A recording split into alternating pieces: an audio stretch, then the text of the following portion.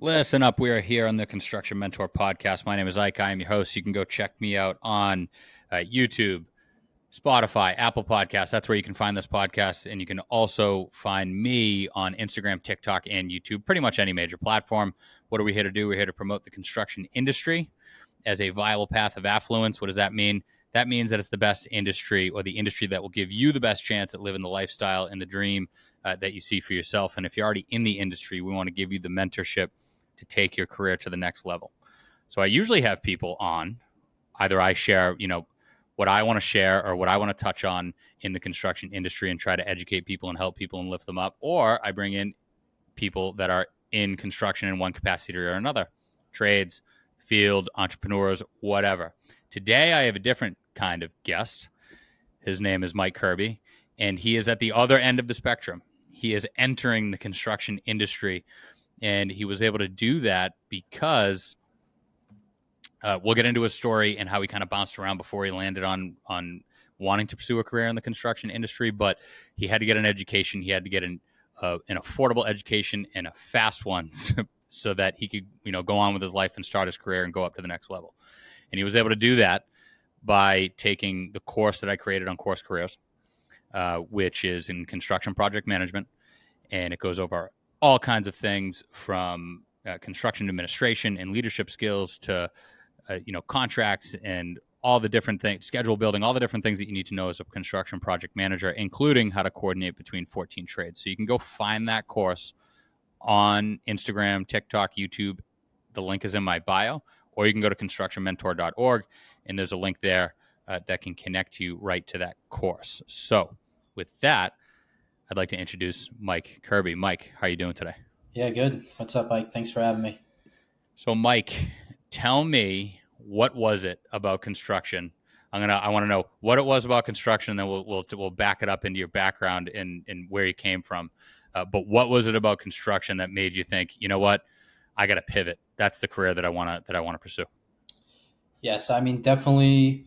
I've always liked like the tangibility of construction, right? But especially right now, I think that there's so much opportunity that's going to come in the field. Especially within the next 5 to 10 years, there's going to be big transition, and I think there's going to be a bunch of growth and very stable career path. And stable compared to what? So tell everybody what you were doing. I guess a couple weeks ago, or the last couple of years leading up to now. Yeah, definitely. So I mean, been in hospitality for 10 years this year. So hours are always changing. Business, it's busy one day, it's slow the next day. You have a good year, you have a bad year, right? So a lot of ups and downs with paychecks, and a lot of ups and downs with employment, horrible hours, all that kind of stuff. So it's definitely good to be in something more stable, steady growth, you know, better salary, more long-term growth potential. So what exactly do you mean by hospitality? Because I do believe you just owned your own business for a little bit and then took an exit. What was that about? Yeah, so I started off in bartending, waitering, all that kind of stuff. I've been in valet services, and but mostly restaurant. About 2 years ago, co-founded a restaurant. We grew it to about 1.5 million in sales in the first year, and it was great, busy, making a bunch of money, but decided I wanted nothing to do with it anymore. So a couple months ago, I did exit that, made a good exit, made a bunch of money, but looking for something more stable now. So And specifically, that was a pizza restaurant, right? yep, So I think when a lot of people, they look at wanting to become an entrepreneur, restaurants are like the low hanging fruit. It's what everybody kind of defaults towards because we all know what it's like to be in a restaurant and we all know how to feed ourselves. So we figure, all right, I can monetize feeding other people. What was the headaches like to own your own company in that realm? And what did you realize that made you think like, you know what, not for me. This is not the right path for me. yeah. I mean, it's obviously 24/7, right? 7 days a week, open to close, and then close to open. You're still going. So there's really no off time. It's headaches. It's texts going all night. Your phone's going off all night. then your phone's going off all morning. Like it just doesn't stop. Restaurants, what I find very interesting is that the market kind of dictates how successful you're going to be, right? So, you could have a great product, you could have great service, great presentation, everything. But like pricing is always going to come down to what your customer is willing to pay for it. And, our approach was high end, high quality, fresh ingredients, all, Italian imported ingredients, all that kind of stuff. And there's only so much someone's going to pay for a pizza, right? So I think the industry is very limited in that sense. Plenty of people that make a decent living owning restaurants. You don't know that many that really hit it big, right? So constructions can be quite the opposite. Yeah, I mean it's a good point. So like the number one failing business, failing small business is restaurants. Like 9 out of 10 fail in the first year, and then a bunch fail between 1 and 5 years after that, right? Like it's actually very rare to have a restaurant that lasts more than 5 years Yep. when in the grand scheme of things. And what you just alluded to is that the construction industry has a way better batting average with a more guaranteed return, right? So you're going to get a paycheck, you're going to have career growth, and you're not going to be worried about the economy, material or ingredient prices rising and trying to give people a high quality affordable pizza when they also have to tighten their belt, and they're hurting because the cost of eggs went up for them too, and it just doesn't make sense for them to eat out. And I would imagine you alluded to the inconsistency and kind of how much money you were making. That's a different kind of headache, to be uncertain about how much you're going to make, and to be that successful owning a pizza place, even though you had 1.5 million in sales. I bet you weren't taking 1.5 million dollars home. Definitely not. So a good salary in construction is probably what you would make with way less of a headache and lower effort and worry than you would if you were very successful as a pizza owner. Am I right? Yeah, no, it's 100% right. So what was it like to be like, construction, I don't know where to start? When were you like, this is the path that I'm going to go with? Because eventually you found CourseCareers, right? So what was that? What was that like? Yeah, so it started off, I was more like really didn't have a direction, applying to things aimlessly. Oh, maybe I'll do this, maybe I'll do that. That sounds good. That sounds good. Whatever it is, just trying to get into something. And then as I talked with people, networked a little more, someone was like, "Oh, you like your resume, like you'd be a great project manager. You should get into the project management side of things." And I'm like, "Yeah, it sounds good, but I don't have any experience. No one's even going to look at my resume, right?" So um, then it kind of transitioned into Now, did you float your resume around at that time?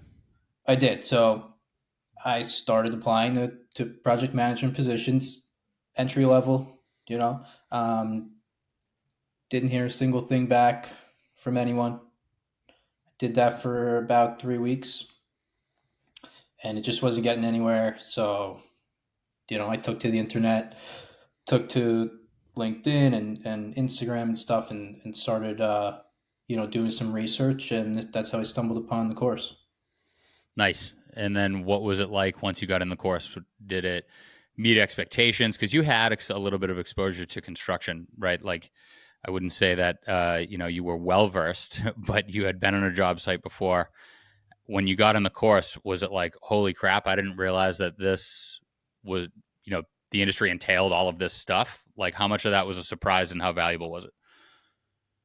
Yeah, I mean, it's definitely a lot more than you think. The course was really like outlined so well. There was like no fluff work. Like going to college, it was half your 4 years was just random classes and random stuff that didn't really matter. So this was like every single video mattered, every section mattered. You know, um, every note mattered. Like there was just no fluff in it. So um, there's a lot. It's definitely a lot, but the way it's broken down, you really get some in depth knowledge on each topic individually, and you can just spend a day on this one topic, right? so you didn't have to like get bombarded with it all at once. And it's funny because you just mentioned, you went to college and you probably paid a lot for those degrees. So you have 2 degrees, right? I That do. that you're basically referring to. Yep. No one really cares though. And how much did you pay for those, or Yeah. how much Too do they cost? much. Too much. Yeah, too much. And this was relatively short money. It was 449, right? It was $500 with a $50 discount, Yep. or 499 with a $50 discount. So how long did it take you to get through the course? Now, so just so everybody knows, Mike is the first person that actually completed the course. He did it super fast. It's a 40-hour course. He, I would expect somebody to take 12 to 16 weeks to get 40 hours of education in. So how quickly were you able to do it? I think it was like 2 to 3 weeks plus another week to prepare and take the final. So 2 to 3 weeks. And then where'd you go from there? Once you completed the course, what steps did you take after that to go find a job? Yeah. So the end of the course had a lot of really good, kind of insights on what to do and where to go and what to look for. I definitely suggest following it step by step. But my favorite thing that they had was the Apollo extension for Chrome. So pretty much, it's a little extension that hangs out on the side of your screen. You go on LinkedIn, you look up a company, you go to the people tab, and you look for recruiters, you look for anyone who's in charge of hiring, heads of departments, that kind of stuff, and it'll actually show all their direct contacts, their phone numbers, their emails, all that kind of stuff, and pretty much just direct outreach right to the company, whether they have a job posting or not, was probably the biggest thing for me. So after you did that, so you take the course basically, and what Mike's describing is that you take the course, you go through all 40 hours of it, all the different videos and practice exams and final exams, you get graded on your final exam, and then you're prompted to basically set up a LinkedIn, set up a resume, and it kind of helps you find opportunities. So you had said before that, you spent almost a month with your resume pre-course careers trying to get a job. You didn't get one person to even call you back. What was the response like after you were able to put the CourseCareers course on your resume with all these companies that you were able to find now through things like the Apollo extension? Yeah, my phone and email were going off every day. So, I did end up getting a bunch more interviews, bunch of emails, bunch of phone calls, offers, everything. Right? It was really complete 360 from before the course compared to after, no doubt. And if you don't mind, your first interview didn't go that well, right? You kind of stumbled on some questions, right? Yeah, I definitely jumped the gun. Yeah. Yep. What do you mean by jumping the gun? And what should you have done? I definitely think that preparation wasn't all there. I was really just more excited that I got an interview, right? Finally. Looking back on it now, I laugh about it, but the questions are going to be asked, and you have to know the answers. So one thing I've learned. So what was interesting is that when I found out that you had went for the interview already and you kind of stumbled on some of those questions, I was like, dude, you should have called me because I would have told you that they were going to ask you that, and you should have known the answer. And so what worked really well, from my perspective, from helping you find this was, Mike was able to schedule a call with me. We met several times. We prepared for the interviews because I've been interviewing people for a long time. I know what the common questions are going to ask. What was that like once we met? How did that change your perspective going into an interview? Yeah, the confidence was through the roof. Like RFIs, I could tell you what they are in my sleep. Submittals, I could tell you what they are in my sleep. Change orders, RFPs, all that kind of stuff. Like it's all really relevant, and you should know it in your sleep. Yeah, and there was even once or twice where I called Mike because I have his cell phone number, and I didn't even say hi, how you doing? I just asked him questions, just kind of just kind of like gorilla pop quizzes. Um, so you also had it was a very interesting interview. So you ended up getting a couple offers, right? How many offers did you end up getting? Three solid offers. With a fourth one pending. And if you didn't accept an offer, you probably would have had a fourth, right? Yep. Yep. And how many companies did you have to interview with to get those? We'll call it four offers. Yes, I interviewed with 8 companies. So you went from zero offers or zero people calling you back to 8 companies that you interviewed with, and 4 out of those 8 gave you an offer, which that's a 50% batting average, or you're batting 500 if you watch baseball. So that's, I don't know, you tell me. I feel like that's pretty good. What do Yeah, you I think? mean it speaks for itself. Again, it's there's really nothing to fabricate here. It 100% was a 360 from you know before and after. Having the course kind of written the right way on the resume with certain words that popped out. They were talking points in all the interviews, which were a big thing. And then it's also important to be able to talk on every single point that's put on your resume. And if you go on the link in my bio and you click that link and you go to Course Careers, that has salary information for what you should expect entry level and then at each stage in your career. Without you giving up your salary, where did these job offers? Do you remember what that scale was, what that window was with the starting salaries? Where were the offers in that window that's on that website? They were definitely on the higher side, if not a little higher. I mean, I am in the New York area. Right. Right. You are. They were definitely on the higher side, but you had basically had 3 offers that were at the top end of that spectrum, and then one even a little bit above and outside of it. Correct. Right. So that's incredible. Again, for somebody that didn't really have experience and that didn't have a college degree that's relevant to what we were talking about. And if it was relevant, then you would have just got calls based on the college degree that you had. Right. People would have called you back for interviews.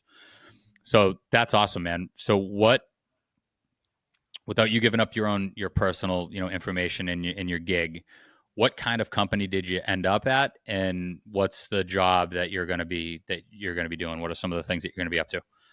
Yeah. So, at first I thought that I would end up with a, smaller company, maybe a subcontractor or something along that route. And that's totally would have been fine, worked my way up and eventually went with the GC. But I ended up landing a position with a $1 billion GC known countrywide and, on the project management side. That's awesome. I don't think that a lot of people would expect that. And to your point, this being in the subcontractor world is a fine entry.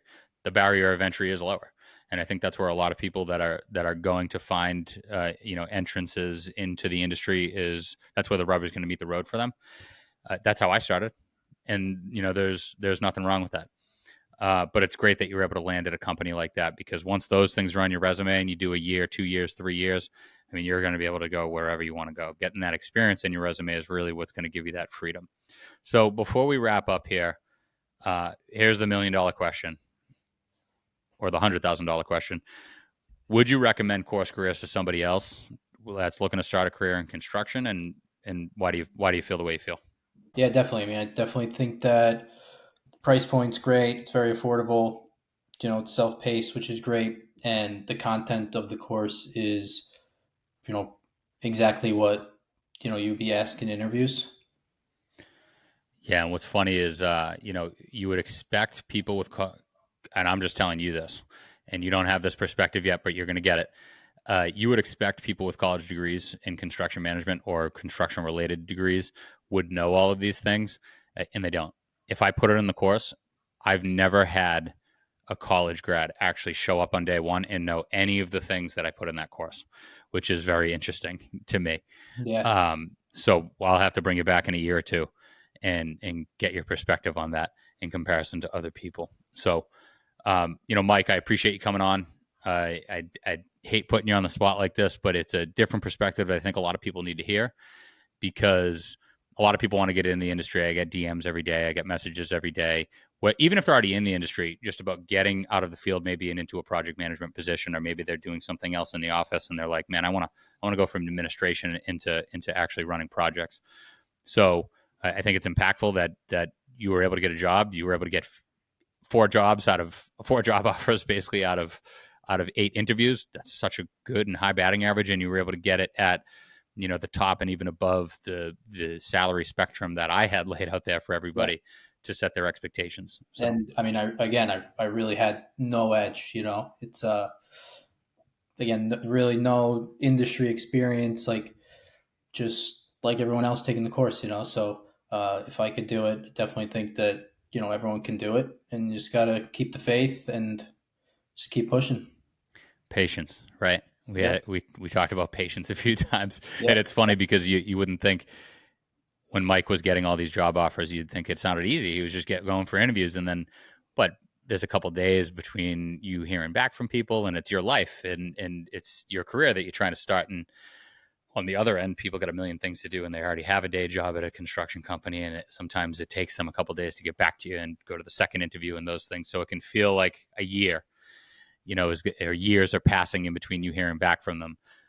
But patience and reaching out to as many companies as possible, and just getting those interviews, getting those reps, and it'll all work out. So, Mike, I appreciate you coming on here, man. I wanted to keep this one short. 20 minutes, we hit our target. So go check out the course that he's talking about. There's a free intro video. What is it, Mike? It's like 3 15-minute videos. You can go check that out. It tells you everything about the industry, what construction project management is. It tells you how much you can make at each stage in your career, what a day in the life looks like, and then how to get started in your career. I actually had somebody reach out to me recently. I just posted it. He realized that he had a resume at his disposal within his experience, that he was able to get a job without even paying to take the course. He just did the free course and then rewrote his resume based on what's on the free course. So go check that out. Go through on Instagram, TikTok, or YouTube. The link in my bio, that'll take you right to that course. And then you can always go on constructionmentor.org. There's a drop down there that shows courses. There's construction project management, there's plumbing, there's electrical, there's drafting. So there's a bunch of different courses in construction there. And if you're just not sure and you really want to have a conversation with me, you can schedule time with me at constructionmentor.org as well. So with that, I appreciate everybody for listening, and we'll talk to you next time.